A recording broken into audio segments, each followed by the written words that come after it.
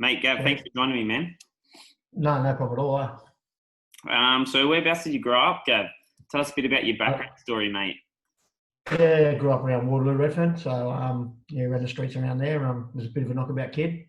Um, yeah, it was pretty cool. We got ourselves in a little bit of trouble here and there, but generally there was quite a few of us that hung out. There was a lot of kids around there, and it was all about sport. Everything was about sport around there for us. So wasn't a bad place to grow up. I know there's a lot of stories, especially back there in the 80s around Waterloo and Redfern, how tough and sort of like a bit of Sydney's ghetto. But you look back at it now, it probably was, but to us at the time it wasn't. It was just it was a place where we all hung out and ran amok. All good fun, yeah. So were you into your footy when you were younger, Gav?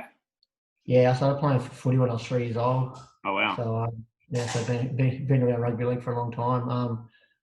Yeah, played with Zetland Magpies when I was a kid in the South Juniors. So played there for a while, and then moved across to Alexandria Rovers. I think when I was 13, played a couple of years there, and then got into refereeing a bit later on. What position were you? I played a little bit of fullback, halfback. Spent a fair bit of time on the bench. I was only a little fella. Oh, awesome, man. And now just progressing forward. So what did you do before you got into reffing? Work-wise? Yeah, work-wise, yeah. A little bit actually. One of my it's funny. Speaking to some people the other day, one of my first jobs out of school, I actually did an apprenticeship originally when I left as a bookbinder. I don't know if too many people know what a bookbinder is, but it's in the printing trade where we put the pamphlets and stuff together, and back then you had to learn how to actually bind a book and stuff like that. So I did that apprenticeship and hated it. So left that as soon as I finished it, and I've never gone back and worked in that field. But one of my first jobs, I worked at the old trotting track at Harold Park. Oh yeah, wow. Yeah, when that was there, and I did some cleaning, and I worked there around parking cars for members and stuff. When I first left school, I left school young. I left school at 16. And it's funny now because my first ever boss at Harold Park was Peter Vlandis, who's now the head of the commission of the NRL. So life goes around in circles. I hope I wasn't too bad as a kid back then, and I hope he's got good memories of me. Yeah, of course, man. Now, how did you get into the NRL, mate? So what was the journey there? So you started reffing, obviously, was it lower grades, kids? Yeah. So I started, he was about 18, 19. I started refereeing, year for under sixes. It's exactly the same pathway as a player. You just do it later in age. Yeah. Like as a player, you sort of get into the junior rep systems, 14, 15, and then you're sort of in the first grade, if you're good enough around that 19, 20. We just do it about 15 years later in refereeing. So, started refereeing just a local footy. And just like anything, some people sort of say that you've got a bit of talent at this, and they push you through the system. So I went from there into refereeing junior rep competitions, and now into reserve grade into first grade. From when I started refereeing to get to first grade, it's about 15 years. So it's almost like the world's longest apprenticeship to get to your trade. What's the training like, man? Yeah, pretty at this level, at the highest level, it's elite training. We're classed as elite athletes. Yeah. So I'm full time. That's what I do for a job. So my occupation is a full time athlete, which is quite amazing. I'm 48 years old and I'm still a full time athlete. So to be able to do that at my age, it's pretty cool. But yeah, training wise, with a lot of aerobic stuff. Obviously we can't put our hand up and go and sit on the bench for 20 minutes and then come back on. So we've got to be constantly running for 80 minutes. Not only are we constantly running for 80 minutes, we're constantly making high pressure decisions over 80 minutes. And we're also talking for that whole 80 minutes as well. So think about getting on a treadmill for 80 minutes and running and doing math quizzes or something whilst talking to someone at the same time, and how that heart rate would spike and how pretty drained you get, not only physically but mentally. So we've got to prepare ourselves for that. So as you know, when you're preparing yourself for something, you've got to work harder than what it is that you do. So training's harder than that. So general week is in pre-season we're 4.5 days training. During the season it's a little bit less because we've got games on the weekend. We get Tuesdays off, but the rest of the week's training. And it depends on when you're refereed on the weekend, depending on what we do. So earlier in the week we do a lot of our we'll do more of our on-field running. We'll get the kilometres in the legs. We generally run in a training week probably between 22, 25 Ks. between Monday and a Wednesday, and our game on the weekend. So we're generally around that mark. We do 3 gym sessions. We do what we call a B-Tough session, which is, probably one of the funnest sessions. And it's something that I've started to develop into some of my own training away from footy and some of my own personal training and that stuff as well, where we call it B-Tough, like road training under fatigue. So we'll get on an assault bike or a spin bike or on the roller and, have to hit certain targets, heart rate targets, and then get thrown questions, whether it be rules questions, we might get thrown maths questions, we might get thrown, like just a puzzle or something that we have to do under fatigue. And yeah, I love that. We have like iPad games and stuff as well, where you've got the memory retention games and stuff like that. So you're doing that at high heart rate, under fatigue and sweating and sweat dripping in your eyes and stuff like that. And at some stages like that, you'll have people yelling at you and stuff as well. So you've also got distractions to try and deal with. So that's probably our early week, and then our back end of the week is more recovery phases and lighter stuff. So there's a fair bit into it. Yeah, it's generally 2-3 sessions a day. Mate, do you put it down to that? Like the hardest bit of your job, making decisions under pressure? Like how do you get through those big games? Because I know a lot of high elite coaches that I listen to, they tell their athletes not to think too much. Because the more you're going to overthink the consequence later. So how do you get through those times, man? Yeah, it's a bit like that as well. Like the best referees are the best decision makers who make decision on instinct. Yeah. You don't think about it; it just happens, and you don't even. It's funny because you don't even realize you've done it. Like you make calls on the field, and it's just you don't even think about it, and that's when you talk about when people are in a hot streak or when people are in the zone. And for referees, we have that as well, where things are just happening and you're not even thinking about it. And then it's almost like a post thing where you think, oh, I just made that decision. And that's a bit like us.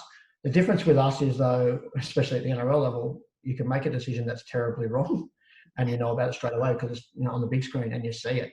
So our biggest thing is that once you do, and we're going to do it, there's no game that we go for the perfect.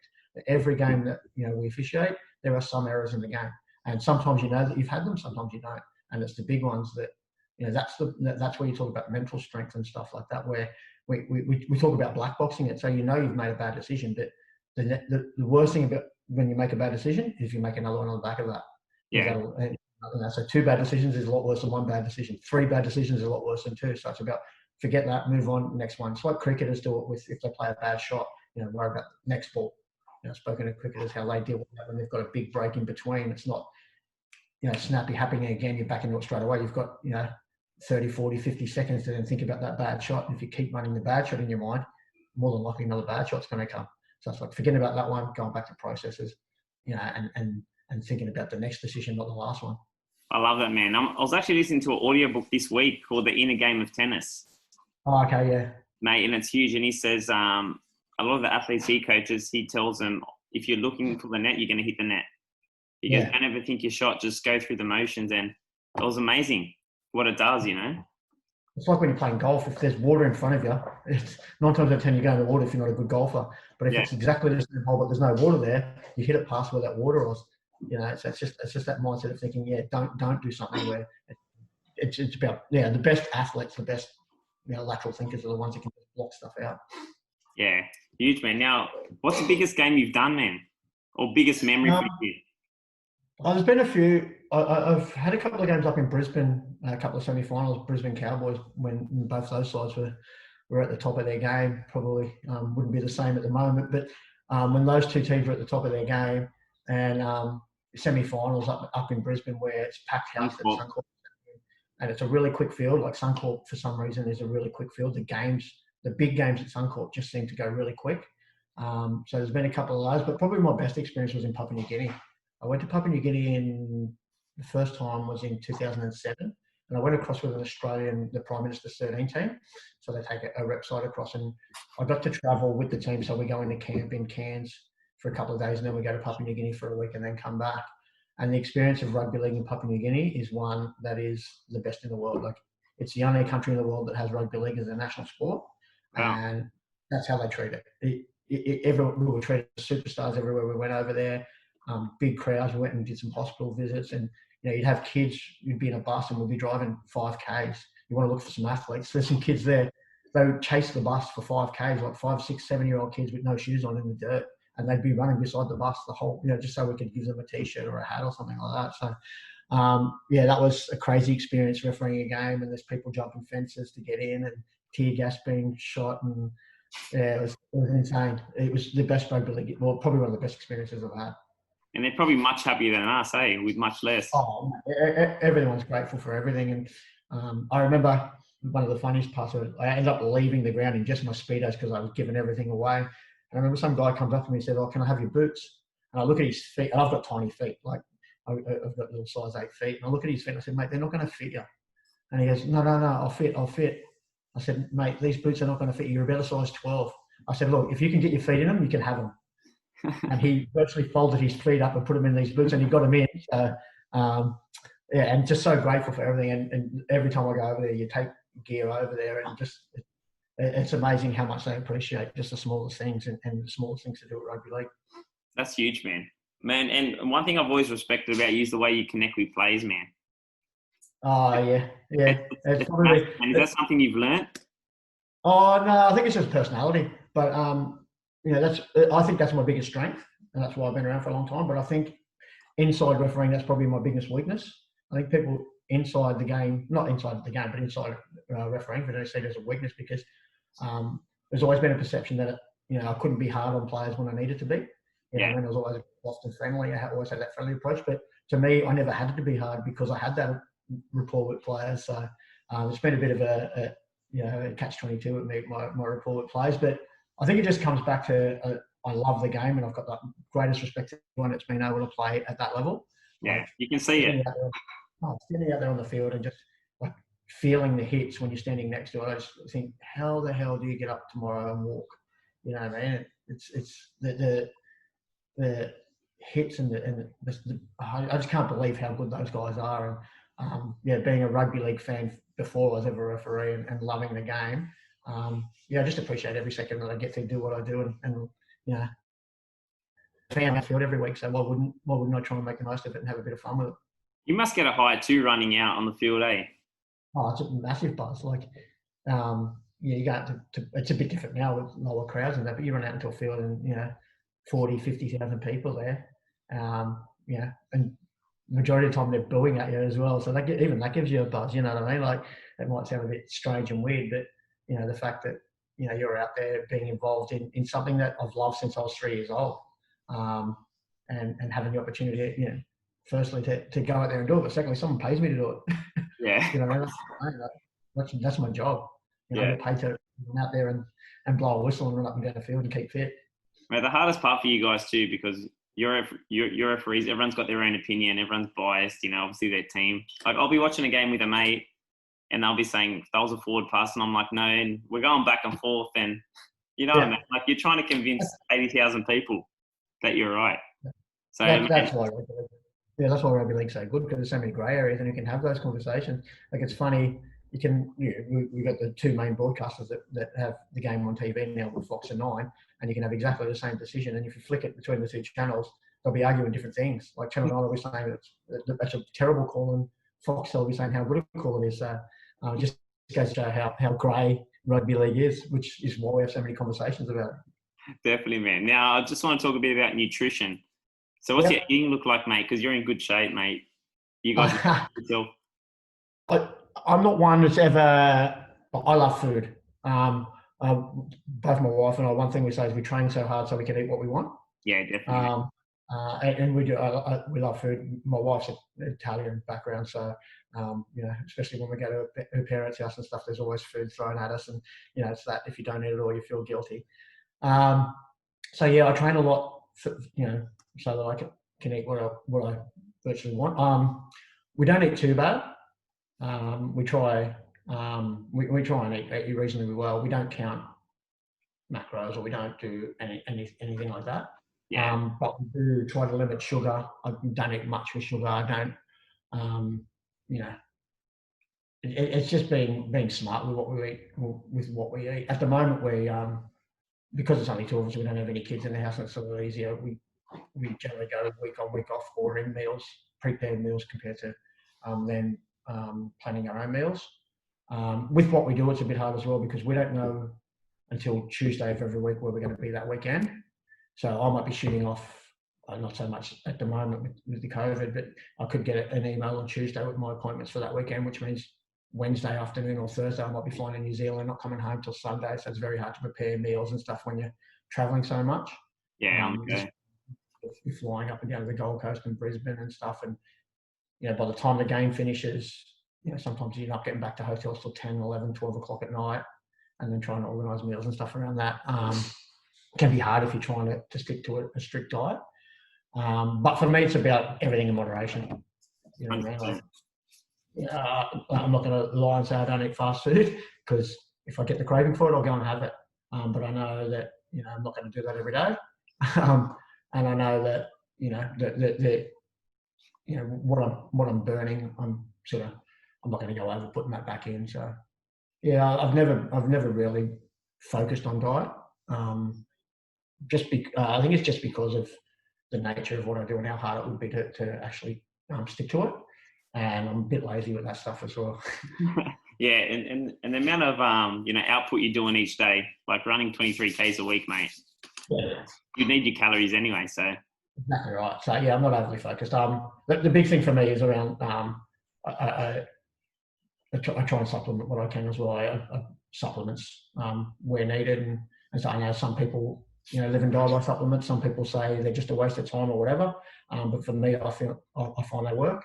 And I think just for energy wise and stuff, by the time I get home, some days and you can be flat, and I can tell the different days when I haven't sort of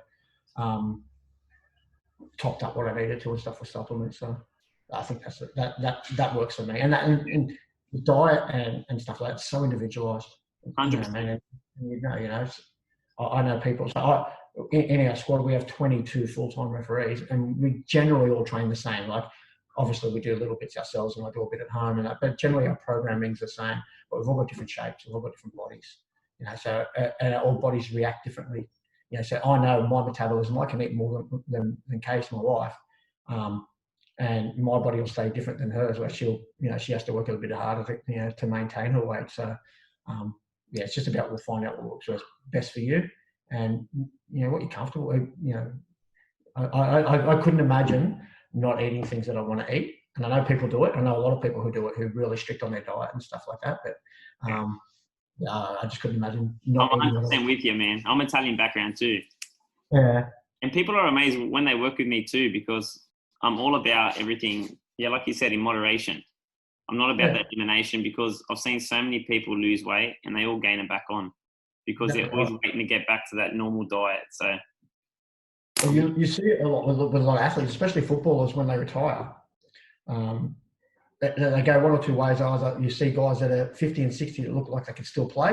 Yeah. You see guys that are 50 and 60 and think, how were you ever an athlete? Because they continue to eat the same way, but they don't train. 100%. So you're putting that much food in, but not burning the calories, is going to put on weight. So, and that to me is a prime example of you just input and output. 100%, man. It's a huge thing, but they don't realize it. It's so fun, man. That's what happens. It's also about mental health and stuff as well, because you don't be denying yourself little things that you enjoy, and I enjoy eating. Definitely, man. I kind of got to that point when I first got into fitness. Like, I cut everything out, and then I'll be having, because I love a beer with mates and stuff. Yeah. And I'll be having a beer with a mate, and I'm thinking, oh no, I'm gonna lose my abs with this beer, like stupid stuff, man. And then I was like, I can't do this anymore. It just turned crazy. You overthink it. And like I said, it's about everyone finding what's best for them. Yeah. 100%, man. Now, how do you find your role now, mate? What's the change like in terms of the NRL? Because you're in a higher role now. Yeah, it's a bit different now, especially this year when we've gone back to one referee and that as well. So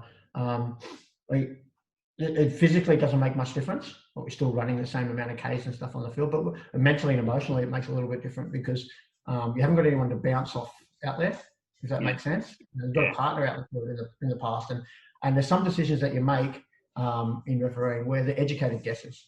Like, the ball comes out, and sometimes there is no way in the world you can see exactly how it comes out. So we look at indicators and stuff like that and say, well, it's come out like this. From our experiences, 9 times out of 10, this is a strip, and we blow the penalty. Yeah. When you have the other referee there, you're also covering off another area of the field that you can't see from. So it also adds to your, the the strength of your decision as well, because you now got another person who can assist in areas where instead of having that educated guess, now you've got someone who's actually seeing what happened there. So emotionally on the field, it makes a difference. So just having someone to bounce off. But yeah, physically it doesn't make any difference at all. Yeah. Now let's just fast forward to your gym, mate. So you're in the gym too, mate. Yeah, we got a little. It's a bit of a hobby at the moment for Case and I. We sort of brought into a gym with a mate who's got a couple. We're focused around altitude training, so we've got an altitude room. That's awesome.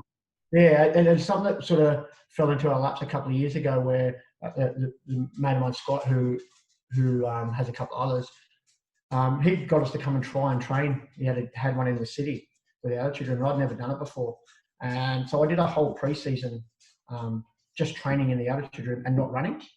So just to stay off my legs and stuff. Like I said before, I'm 48, so I've always got to try and find different ways. And I'm one who's always looking at different ways to improve, even if it's just a small fraction, and always changing things up so you don't get stale or you don't start to sort of, I love training and I always want to try and keep that, fresh. So he said, come and try this altitude stuff. So I did a whole pre-season in the gym, just all off leg stuff. So assault bikes, rollers. I did some weight training in there as well. And when I came back and we did our physical testing, I smashed all my PBs. I thought, well, there might be something in this for me. And it's like we're talking about diet.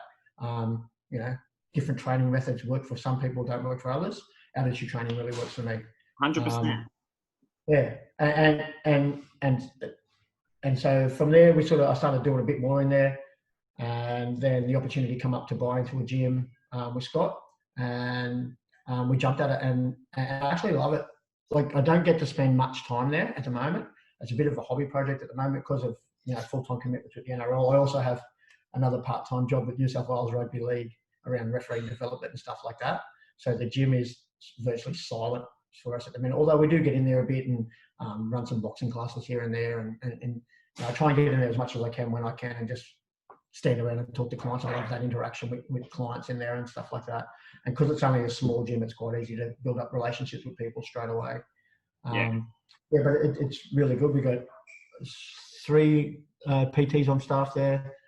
We've got a dietitian in there as well, sports dietitian, who's she's an athlete as well. She's a distance runner. She runs 100Ks and stuff like that and does insane things like that. Yeah, so we used to have, we did have for a while a hyperbaric chamber in there as well, so we had a lot of rehab stuff and that in there. But yeah, it's something that going forward that I'd love to be more involved with. I'm sure it will be, and hopefully make it a bit big. We haven't had time to sort of really push it and work it and take it to where we want to take it yet, but in a couple of years' time, hopefully it'll grow. Yeah, definitely. I know with all the restrictions in place too, it's been a bit tough too. So it's a big for people too to get in a room with others with air and stuff at the moment and worry about not catching COVID. But we're safe and stuff about that. Yeah, that's awesome, Gav. Now, mate, what's the plan for the future? I don't know. Any plans or one day at a time, mate? Hey? Any plans or one day at a time? Oh, there's sort of some plans. Like I said, I've got a part-time job at New South Wales Rugby League at the moment where I work with referee development. So I coach young referees and run some education courses and stuff like that. So that's something that I don't mind doing. I'd also love to, going forward, once referees finishes, to work at a club, going experiences in rugby league club. And I think with my skill set, it's something that could be valuable to an NRL club, throughout the season. Working with individual players around, what they do and how they're working with the club, and when they structure, looking at stuff and think, okay, can we do this? What can we and can't do? So, and just to, because I'd love to coach NRL referees down the track in a couple of years' time as well. Once I'm out of the game, so to get involved in a system where learning more and learning about coaching and people management more than anything, and dealing with elite athletes and stuff like that would be something that I'd like to get involved with. I also have a passion around growing rugby league as well, so internationally and stuff like that. So there's a few countries that people would never know that have rugby league competitions going. A country like Serbia and Jamaica, and Cameroon, and the rugby league's being played all around the world that people don't know. So I've met up with people in America, rugby league comps in America and stuff like that. So you just never know. Especially in the US, we always talk about in rugby league, you see people in one job and they're somewhere else and they're somewhere else, and it's just like once you get in there, the sky's the limit. I'd love to have worked in rugby league all my life, because then I could say I never really had a job. Yeah. Well, that's crazy. I had no idea in Cameroon, man.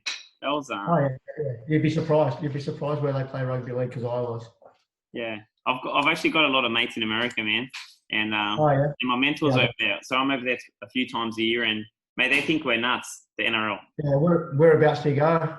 South Carolina. Actually, last year I went to San Diego. Yeah. I stayed there for 2 weeks, and his next event's in Arizona, but that's cancelled for November. But I've done New York, Vegas. Man, probably my favorite place is San Diego. I just love it. It's real beach. Got that beach vibe.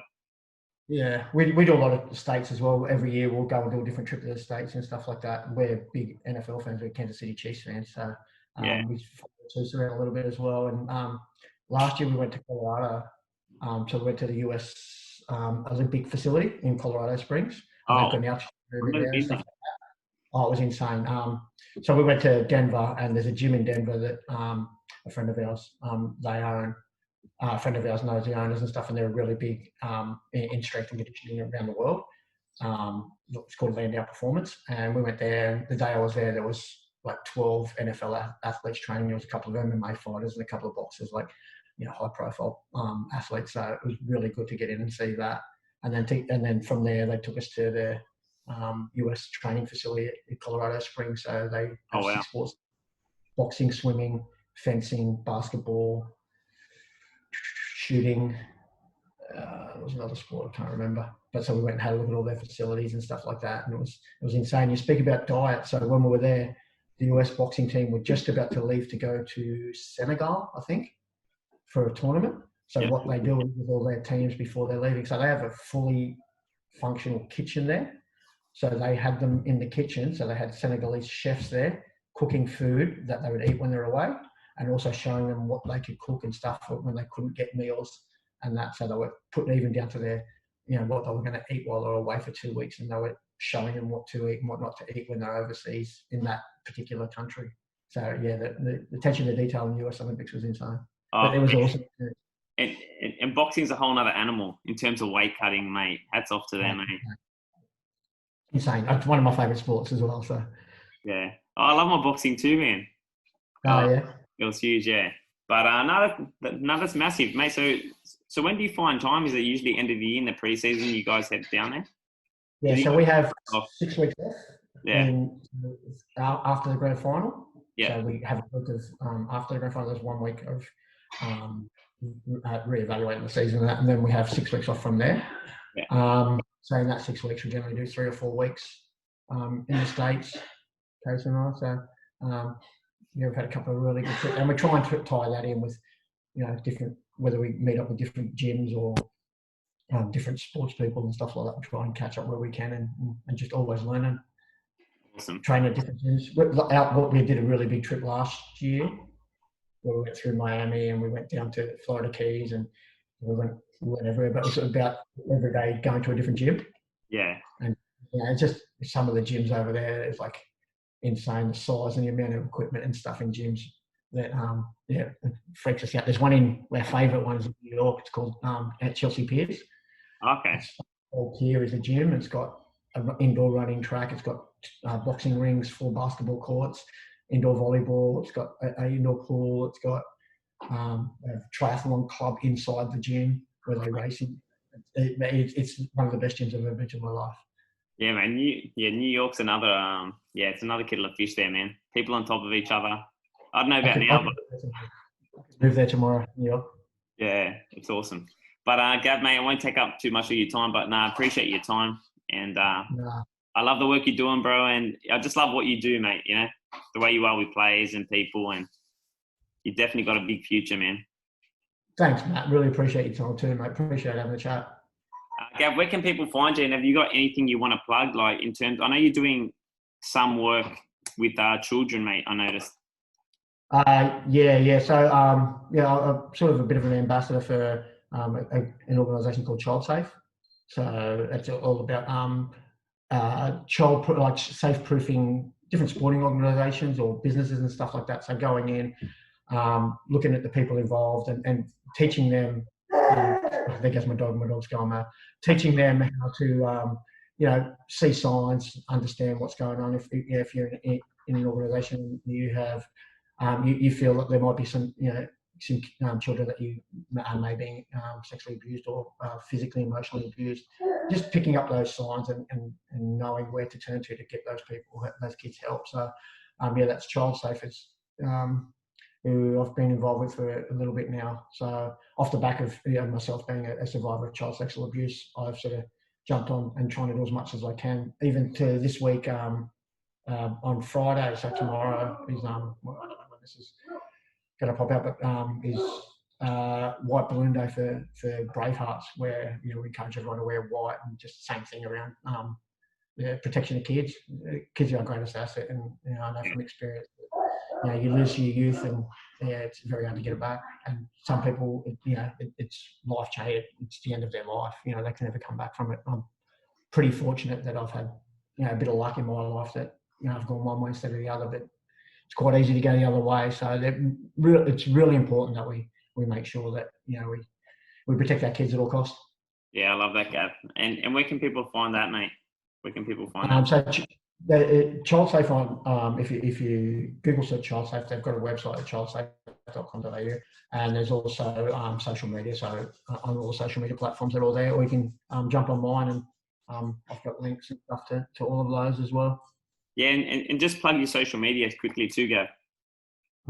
So I'm pretty active on social media. Actually, I've got I don't even know what they are actually, but if you just I think they're Gavin Badger on Facebook and Instagram. Easy. I'll link that in the show notes too, mate. But I appreciate your time, Gav. All the best, brother, mate. You're looking good, mate. Keep working hard. Do my best. Never know, mate. You could be on a magazine cover. I saw your rig the other day. not with a head like this, mate.